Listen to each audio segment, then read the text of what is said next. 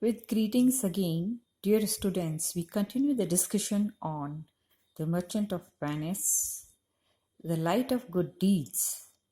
It has been source of inspiration for the whole mankind. It causes the sustainability of this universe, human relations with human values. They are strengthened in that way. Now, let us be part and be enlightened rather with another worldly wisdom in the utterance of Portia. And it justifies that she has really treasure of worldly wisdom, maxims, as axioms, and justifies that she is one of the most brilliant heroines in Shakespearean romantic comedies. So, here the famous celebrated quotation when she, throws light on the importance of time and environment. See, time as here, time and environment. See, whatever task you undertake, if it is done in suitable time, then only it will be admired and it is associated with the right connectivity with the environment as well.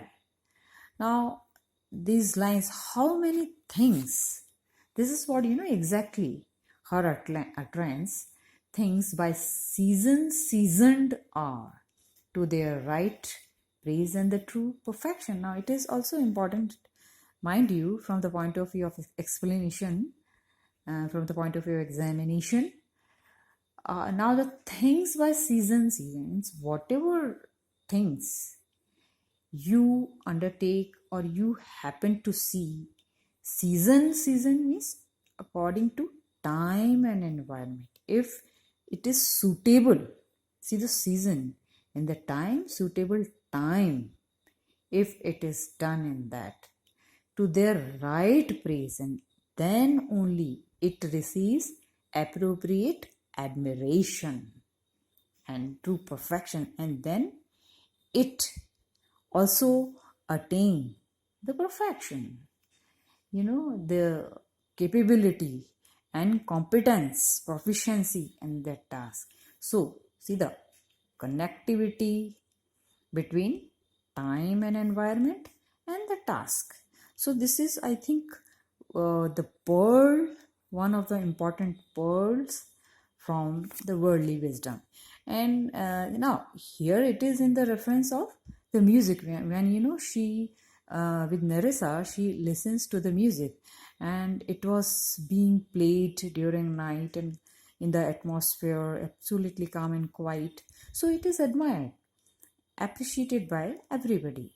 So the same music, if it is listened in hustle and bustle and noise and disturbance, nobody would appreciate it. So this is the point here. And so is the case with other tasks as well. And another important examples, she has illustrated with very, very important examples, very interesting examples also, which is intelligible for the readers and the audience. For instance, she has given the example of crow and lark and nightingale. Now what is the meaning here? Then first example, the crow. Yes, the crow does sing in the sweetly in the lark, and when neither is attended, and I think now the idea is there, and the nightingale. See the voice of texture of voice of crow and lark is opposite to each other. And lark and nightingale, they have a melodious tone, melodious voice. But the point is that when it is listened, when it is sung, this voice, I mean, when this song is being listened, at what time? See, the focal point is the importance of time. And if in the in calm and quiet atmosphere of night, if it is listened, everybody would admire it. But see what happened actually. If she is singing in noon time, or say rather in much noise and disturbance, so the voice of, then at that time the voice of crow and lark is almost same, whether crow is crowing or lark is singing, it is almost same, hardly any difference. So what is the idea underlying is here? The voice of crow is just opposite to that, and the point is that if it is listened not in appropriate time or atmosphere, then it will never be appreciated and admired. So try to understand, student, the point, because it is also important from the point of view of explanation and the examination. You may be put up this explanation. So the here the voice of crow would sound as sweet as the singing of lark. Why? What is the reason? When nobody is listening to that voice, then how it will be admired? No, it is almost same. And so is the case with the voice of nightingale and wren and geese and other birds.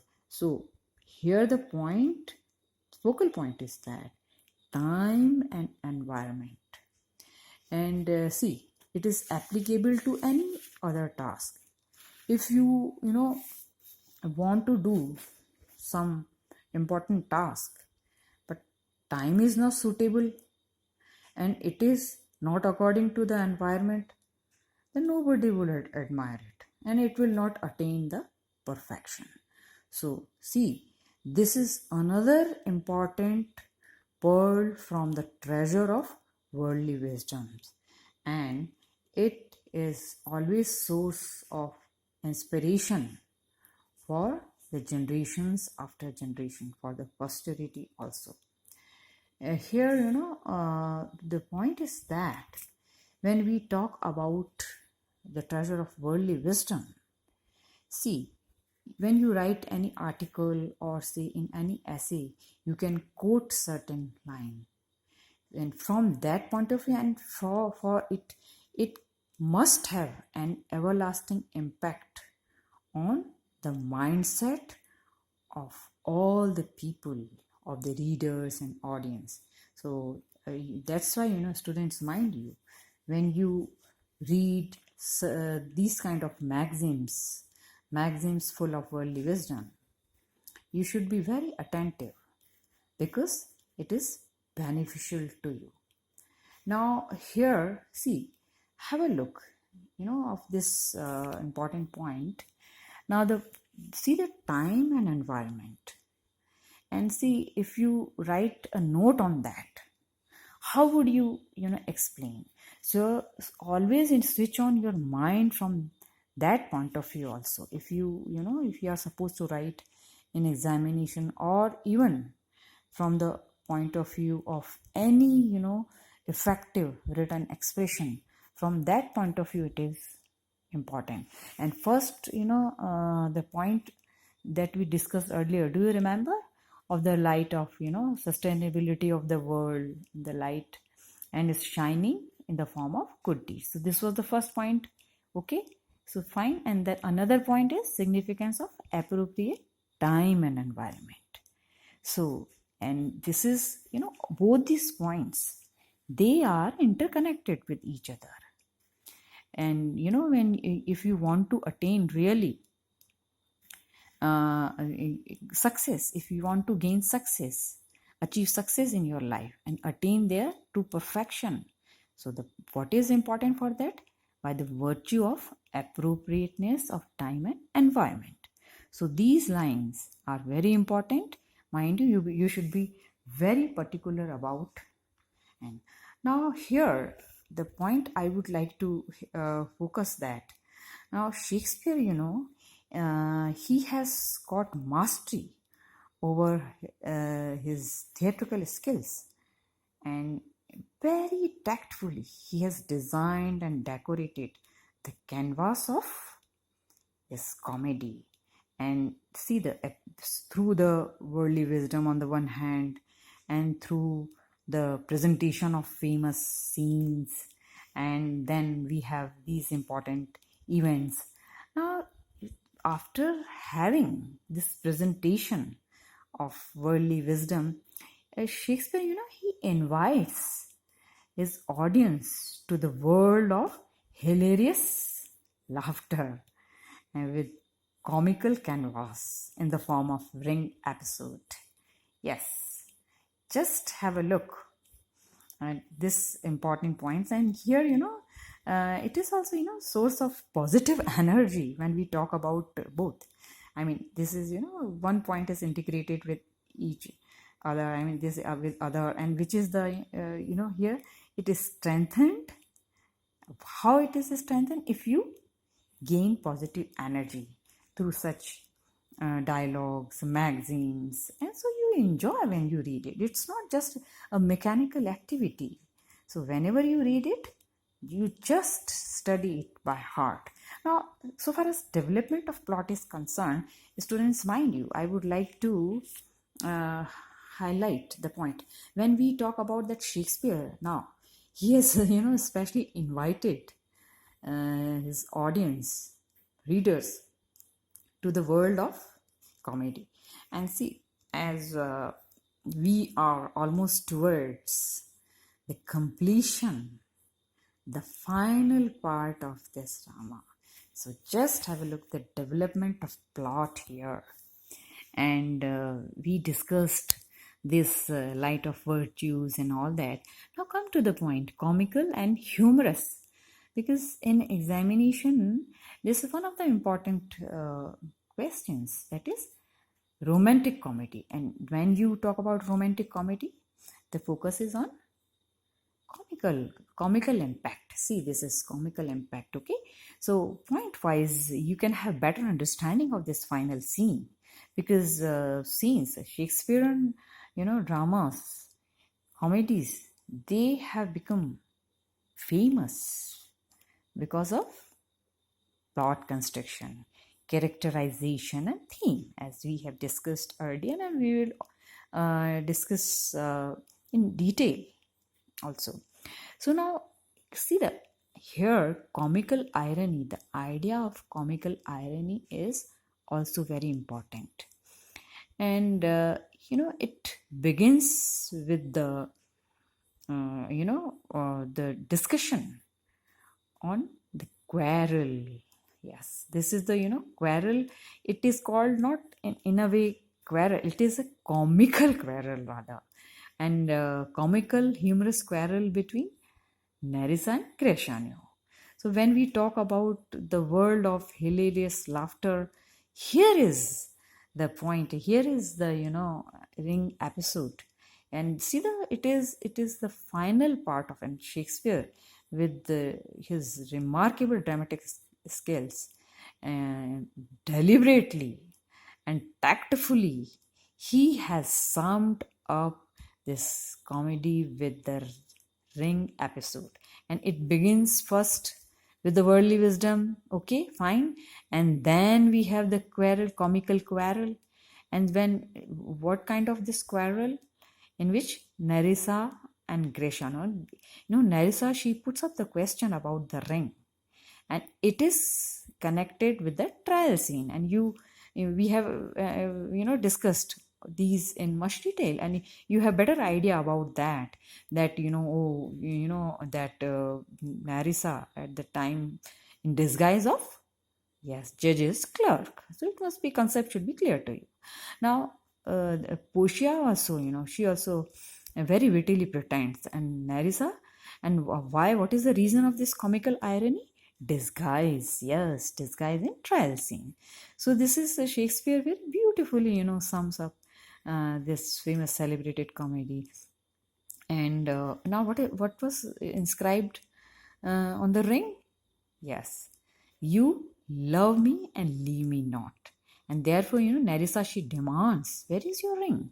So this is, very in very interesting way that, and then Portia also, because comical irony, because Bassanio and Greciano in trial scene, they don't recognize. So that Portia and Nerissa, their wives are very much there. So this is the source of comical impact and comical irony here. And Portia also, she demands him. So here is, it's a, you must go through it, and each and every line you will enjoy it when Nerissa and the discussion, very interesting discussion here it is going on. And when we come to know about the revelation unfoldment is very important point, this in which the point when Portia, she puts up quarrel, because she knows very well what kind of quarrel it is going on. But both of them, they are demanding, no, we want that ring also. I mean, the way it's in very interesting way, and it attracts and arrests the audience attention when such kind of comical humorous quarrel is going on, and between husband and wife, and she demands, no, I want that ring only. And it was written, it was inscribed over there that you would wear it till your death. So see, these are very interesting episodes here, an interesting way of expression. When she see, what ring you, and she gave you, my lord, and then I will never be your wife, and like this, as if she just pretends only, as if she is annoyed on the particular in this that, oh, that he has not shown the ring. So this is, and Bassanio again, he is also, he keeps on saying and insisting that expression through the his passion of love, that and justification that was genuine at that time, and it was really necessary to give. So this is now the point is that, and at this time, Antonio's role is very, very important. Yes. And this is my purpose here, just to highlight the point. Because what is the title? Who is the real merchant of Venice? This is one of the important questions. The merchant of, and who is the real merchant of Venice? Antonio. So intervening by Antonio is very, very important point in this. See, these are certain points, and see, the point wise you can have better understanding. So the point is that Antonio intervenes, and his confession that at his request they have given the rings. So this is the point wise, one by one, the development of plot when we talk about that. And Antonio, he insists, do you remember in the when the trial scene sums up, Antonio, he insists on, and even at the time he insists on giving, no, he deserves Portia in disguise as Dr. Balthasar, that she deserves and she has saved my life, so you must give. So that's why Antonio here intervenes, and this is the turning point, and it is followed by this very famous revelation and unfoldment of mystery. Okay, so what is the unfoldment of mystery? This is humorous effect also we have, revelation that, and Portia, she shows the letter. So I think this is very, very important. You can have look, this is very nice picture, and see Portia and Nerissa. Portia, she she's combination of beauty and brain. She is one of the most brilliant heroines, and with her remarkable appearance, her miraculous presentation. So here it marks the unfoldment of letter, and this is the final part of this famous celebrated scene. Now, what is there in the unfoldment, students? See, you can have look here. This is, you have your answer. This is the letter. And what is that? The letter by Dr. Galileo. Now, this unfold means revelation. Now, what is the meaning of revelation? It means we come to know about that. Oh, Portia, she served very, very important role in trial scene. And Bassanio, and they were all stuck that Portia and Nerissa were there. Their wives, it is obviously they were astonished. They were stunned and surprised at this revelation. And this is really very, very important juncture. And when Antonio, he says, oh, I am dumb, because he was at the same time he was so overwhelmed with that. And the gratitude, there's a profound sense of gratitude for Portia when she appeared in disguise. And all the credit goes to Portia. And therefore he's so grateful. All these friends, Bassanio, Gratiano, and Antonio, he was so grateful to Portia. Such a pious task she has done. Okay, so this is very important, students. Through point wise, you can have better idea. Again, yes, this is the best way of comprehending the ideas, one by one, point wise. So, okay, romantic effect here, it is intensified through the revelation and unfoldment of Portia, Nerissa, true identity, not true identity. There, her important role as a lawyer, as a judge, rather, in trial scene, and all the tables will turn, and that was the focal point of entire drama.